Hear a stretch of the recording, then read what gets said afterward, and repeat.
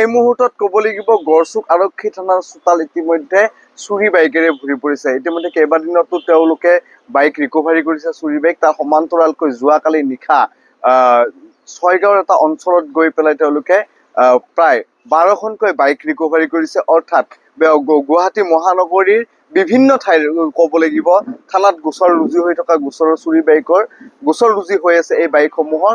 এই সমূহৰ আমি যিসমূহ বাইক ধৰিছে সেই বাইকসমূহ আমি দেখুৱাইছো। প্ৰথমে প্ৰতিখন বাইক দেখুৱাইছো। প্ৰথমে এখন ছুপাৰ স্প্লেণ্ডাৰ তেওঁলোকে এটা কমপ্লেইন আছিলে, এইখনৰ কমপ্লেইন আছিলে আৰু এইখন চুৰি হৈছিলে গড়চুকৰ পৰা। আৰু এই গড়চুকৰ বাইকখন কৰি লৈ যোৱা যি চুৰ আছিলে তেওঁলোকে এই গোটেই বাইকসমূহ আচলতে তেওঁলোকে চুৰি কৰি এটা নিজৰ যি বাসগৃহৰ ভিতৰত সোমোৱাই থৈছিলে। আৰু কেইবাজনো লোক ইতিমধ্যে 4জনকৈ লোক তেওঁলোকে গ্ৰেপ্তাৰ কৰিছে। হয়তো দেখিবলৈ পাব যে এই যে বাইকসমূহ বিভিন্ন ধৰণৰ যদি চোৱা যায় তেতিয়াহ'লে গ্লেমাৰ, পালচাৰ, দুখনকৈ পালচাৰ আছে, দুখনকৈ গ্লেমাৰ আছে, ছুপাৰ স্প্লেণ্ডাৰ আছে আৰু বিভিন্ন ধৰণৰ ইয়াতে বহুত নামী দামী বাইক আছে। আৰু ইতিমধ্যে গড়চুক আৰক্ষীয়ে ৰয়েল এনফিল্ড হান্টাৰো কেইখনমানৰ ইতিমধ্যে তেওঁলোকে চুৰ কৰায়ত্ব কৰিছে। আৰু ইয়াতে যদি দেখুওৱা হয় তেতিয়াহ'লে ইয়াৰে যিসমূহ লক থাকে এই লকসমূহ ভাঙি আচলতে এই সকল যি চুৰ আছে এই চুৰসমূহে নিমিষতে এই বাইকসমূহ লৈ উধাও হয়।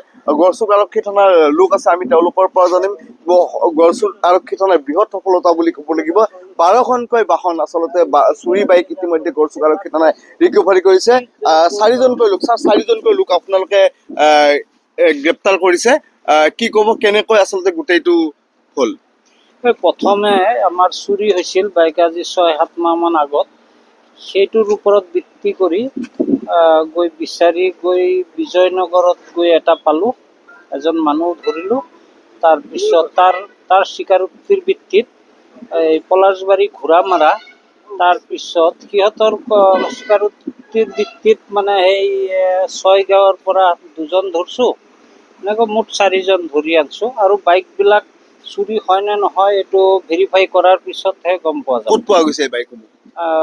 এইটো বিজয়নগৰৰ মানে থানাৰ পৰা প্ৰায় 1-1.5 কিলোমিটাৰ দূৰত এটা গাঁৱত এজন মানুহৰ ঘৰত মানে থৈ দিছে চোতালত। বিজয়নগৰত? হয়।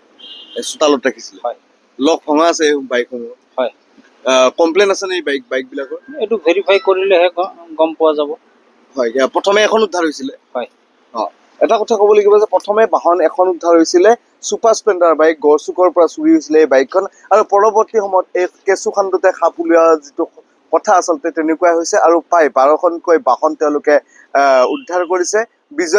বিজয়নগৰৰ পৰা কেই কিলোমিটাৰমান আঁতৰত এজন লোকৰ বাসগৃহত আচলতে চোতালত এনেদৰে ৰখাই থোৱা হৈছিলে আৰু তেওঁলোকে মজুত কৰি ৰাখিছিলে। আৰু অসমৰ পৰা এইসমূহ যিসমূহ প্ৰায় বাংলাদেশলৈ তেওঁলোকে বিক্ৰী কৰে বাংলাদেশলৈ। আৰু যি 4জনকৈ ইতিমধ্যে গোভাইছৰ, যিহেতু তেওঁলোকে এই মুহূৰ্তত যিসমূহ নাম তেওঁলোকৰ প্ৰকাশ কৰা নাই, কিন্তু দেখুৱাইছো প্ৰায় 12খনকৈ বাইক তেওঁলোকে লৈ আহিছে, চুৰি বাইক এইসমূহ। আৰু বিভিন্ন সময়ত গুৱাহাটী মহানগৰীৰ বিভিন্ন স্থানৰ পৰা আচলতে এনেধৰণে চুৰি হয়। আৰু মহানগৰীৰ বিভিন্ন থানাৰ এইসমূহ যি গোচৰ ৰুজু হৈ থকা এইসমূহ বাহন আছে, এই বাহনসমূহৰ যিসমূহ গৰাকী আছে গৰাকীসমূহে অৰ্থাৎ তেওঁলোকে নিজৰ যি নিৰ্দিষ্ট থানাসমূহত আচলতে এই গোচৰ ৰুজু কৰি থৈছে।